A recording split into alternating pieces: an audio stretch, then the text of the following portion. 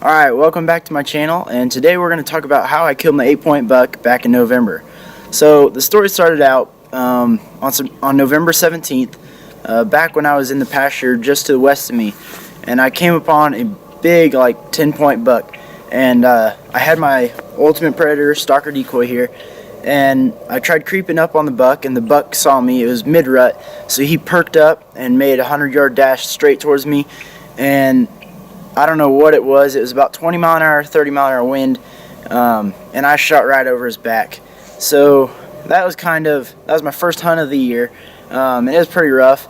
So I hunted the next day and didn't see anything, and then the following day, November 19th, I came out here and I was sitting in a tree stand just over the hill over there, and I hadn't seen anything but a small little 8-point buck, and so I was getting cold, and by the time the sun came out, I spotted around me and didn't see anything.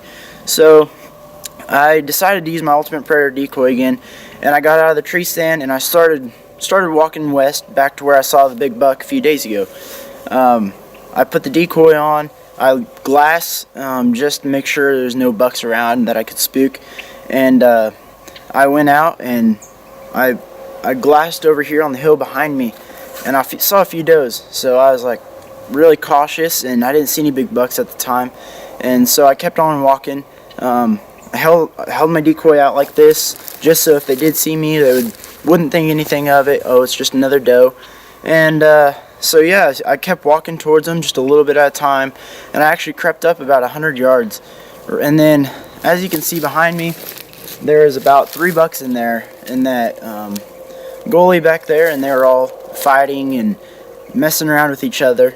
And I found one that was a pretty big wide 8-point, and I was like, well, I think if I can get him, I'll be pretty happy.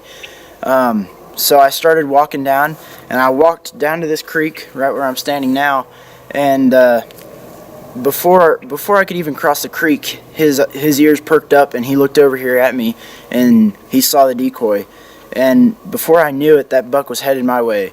So my first thought was, oh man, this is gonna be a shooter. So I started gearing up. I got my release ready, put my arrow in, and before I knew it, the buck was walking about 30 yards behind me, and finally he walked all the way up to this hill right here, about 15 yards away, and I shot him, and he dropped 10 yards away over there.